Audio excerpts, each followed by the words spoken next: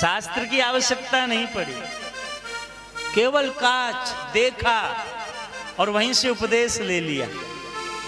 मानो तुलसीदास जी बताना चाहते हैं कि हम जब मन करे तब हम कहीं से भी उपदेश ग्रहण कर सकते हैं। जरूरी नहीं है कि शास्त्र से ही मिलेगा ना, किसी को देखने से भी हमको ज्ञान हो जाना चाहिए कि हम पहले बालक थे, फिर जवान हुए, फिर अब ये वृद्ध हो गए तो हमें भी वृद्ध होना है, ये मर गए तो हमें भी मरना है। ये ज्ञान है, यही तो ज्ञान है। बुद्ध को और क्या हुआ था, यही ज्ञान हुआ था। बुद्ध महाराज को उनके पिता ने कहीं बाहर जाने ही नहीं दिया, वहीं घर में ही पढ़ाया लिखाया, राज्य में रखा। एक दिन उनकी इच्छा हुई वो बाहर भ्रमण करने गए, घूमने गए तो उन्होंने देखा छोटा सा बालक पड़ा हुआ है खटिया पर, रो रहा है। पूछा ये क्या? बोले एक दिन तुम भी ऐसे थे। इसको खटमल खा रहे हैं, मगर बालक बोल नहीं पा रहा है कि मुझे खा रहे हैं खटमल। और आगे चला तो आगे चला, किसी को देखा कि लकड़ियां लेकर के छोटा सा बालक आ रहा है। बोले ये क्या है? बोले ये भी बालक, किसी दिन तुम भी थे ऐसे, पर कितना ये गरीब है, तुम महाराज थे। आगे बढ़े, फिर देखा कि बालक पीठ पर डाले हुए वजन थैला और पढ़ने जा रहा है, विद्याध्ययन करने। पूछा ये कौन? बोले ये वही बालक है जो छोटा सा सो रहा था, फिर बड़ा हुआ लकड़ी लेके आ रहा था। अब बोले अब ये पढ़ने जा रहा है, क्योंकि वो खुद तो कभी गए नहीं पढ़ने, महल में ही पढ़ते थे, घर में ही पढ़ते थे। और आगे गए तो देखा वही बालक जर्जर वृद्धावस्था में प्राप्त हो गया, चला नहीं जा रहा है, शरीर कांप रहा है। बोले ये कौन? बोले ये वही बालक है, वृद्ध हो गया है। और आगे गए देखा मर गया, लोग ले जा रहे हैं। बोले ये कौन? बोले ये वही बालक था छोटा सा, ये मर गया। बोले ये सबके साथ होता है? बोले हाँ ये सबके साथ होता है। बस यहीं से ज्ञान मिल गया, यहीं से ज्ञान मिल गया। और छोड़ दिया घर बार, वापिस मुड़ करके नहीं गए। बोलो जय सिया राम। जय सिया राम।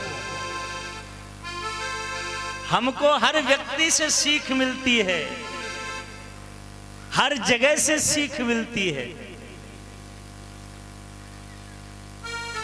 तो महाराज ने भी आईना लिया, शीशा लिया, देखा तो ज्ञान हो गया। कानों के निकट बोले श्वेत बाल हो गए, सफेद बाल हो गए। सफेद बाल हुए तो संकेत क्या? बोले ब्रह्म की प्राप्ति करो। नृप युवराज राम कहु देव, जीवन जन्म लाहु किन लेहु। यहां बताया कि जीवन का लाभ लेना चाहिए। तो जीवन का लाभ क्या? बोले जैसे मेरे पूर्वज सब अपने अपने पुत्रों को राज शासन सौंप करके वनगमन कर गए ब्रह्म की प्राप्ति के लिए, ठीक मुझे भी ऐसे ही जाना चाहिए ब्रह्म की प्राप्ति के लिए। ये ज्ञान मिला। संकेत आते हैं भगवान के। सबसे पहला ही संकेत मिलता है भगवान का, सफेद बाल हो गए। बताना चाहते हैं पहली घंटी बजी, जाग जाओ, भजन करो।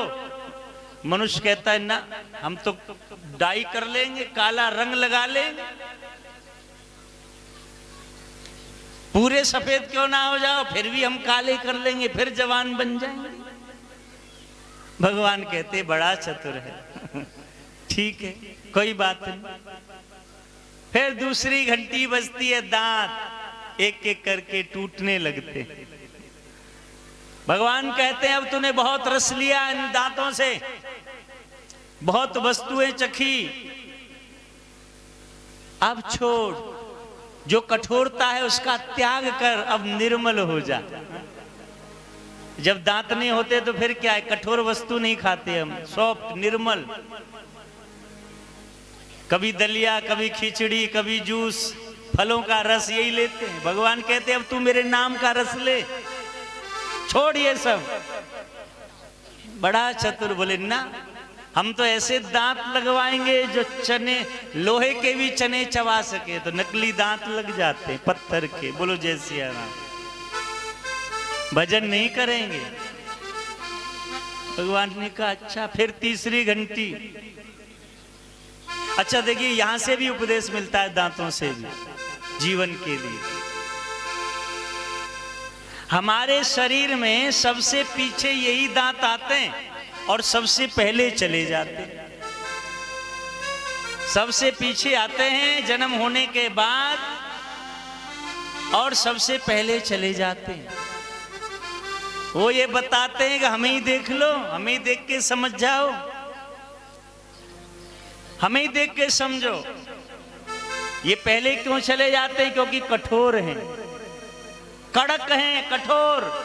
तो भगवान कहते हैं अरे मनुष्य, तू भी अब कठोर बनना छोड़ दे, निर्मल हो जा, कठोरता का त्याग कर दे, निष्कपट हो जा। यदि तू कठोर बना रहेगा तो टूट जाएगा इन्हीं दांतों की तरह।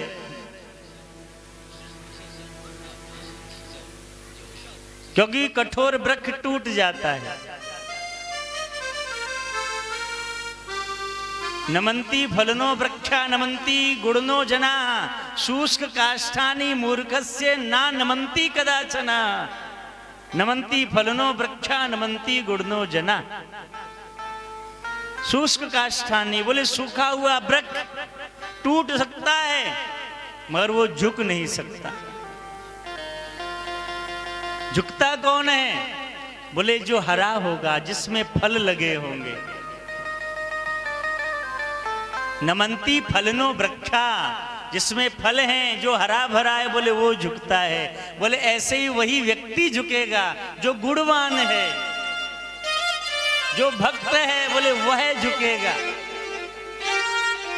और जो सूखा है, हरा नहीं, जिस पर वृक्ष नहीं लगे, बोले शुष्क काष्ठानि मूर्खस्य ना नमंती कदाचन। बोले जैसे सूखा वृक्ष नहीं झुकता, बोले ऐसे ही मूर्ख व्यक्ति, अपमान से भरा हुआ व्यक्ति भी नहीं झुकता। वो टूट जाता है मगर झुकता नहीं। तो ये दांत कठोर हैं, ये समझाना चाहते हैं कि निर्मल हो जाओ, कठोरता का त्याग कर दो। नहीं समझता मनुष्य। कर्ण रंध्र, ये श्रवण रंध्र, इनकी शक्ति कम हो जाती है, सुनना कम हो जाता है। तीसरी घंटी भगवान बजा के कहते हैं अब तो जाग। संसार के तमाम लौकिक व्यवहारों में चलने वाली बातें, गाने इन कर्ण रंध्रों के द्वारा सुने। बहुत सी चुगलियां इन कानों के द्वारा सुनी। बोले अब सब बंद कर और केवल अपने अंतकरण में मुझे ही सुन, मेरा ही चिंतन कर। मगर फिर भी बोले ना, हम तो मशीन लगा लेंगे। बोलो जय सिया राम। मशीन लगाएंगे मगर तुम्हारा भजन नहीं करेंगे। भगवान आंखों की ज्योति कम कर देते। बोले ना, इसमें भी हम लेंस लगवा लेंगे। चश्मा नहीं, बोले लेंस। ऐसा कि जो चले 30-25 वर्ष तक, खराबी ना हो, दूर की और पास की सब दिखने लग जाए, ऐसा लेंस लगवाएंगे। भगवान ने कहा ठीक है, मैं लगवाता हूं। फिर भगवान ने बजाई काल की घंटी, जाओ। और जब काल आता है फिर कुछ नहीं, फिर फड़फड़ाता है, काल को देख करके डरता है, मलमूत्र आदि त्याग करता है, मगर फिर छोड़ते नहीं है यमदूत। बोलो जय सिया राम। ये प्राण निकलते हैं व्यक्ति के, शास्त्रों में बताया है। ज्ञानी व्यक्ति का प्राण जो ब्रह्म में निष्ठ है, उसका प्राण मस्तक से निकलता है। कोई भक्त आदि होता है तो उसका आंख से, मुंह से, नासिका आदि से निकलता है। और जो ज्यादा ही पापी होता है वह मलमूत्र के माध्यम से उसका प्राण निकलता है। बोलो जय सिया राम।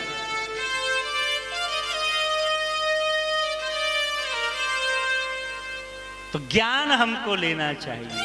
राजा को भी यहां ज्ञान हो गया। श्वेत बाल हुए तो अब भजन करना चाहिए, पुत्र को युवराज पद दे देना चाहिए। अब गुरुदेव के पास गए, सब विधि गुरु प्रसन्न जिय जानी, बोले उराओ रहस्य मृदुबानी। नाथ राम करिए जो विराजो, कहिए कृपा करे करिए समाज। हे नाथ, राम सब योग्यता से पूर्ण है, मेरी इच्छा है, मेरी ही नहीं पूरी समाज की इच्छा है कि वो युवराज बन जाए। आपका क्या मत है? आप भी अपना मत दीजिए।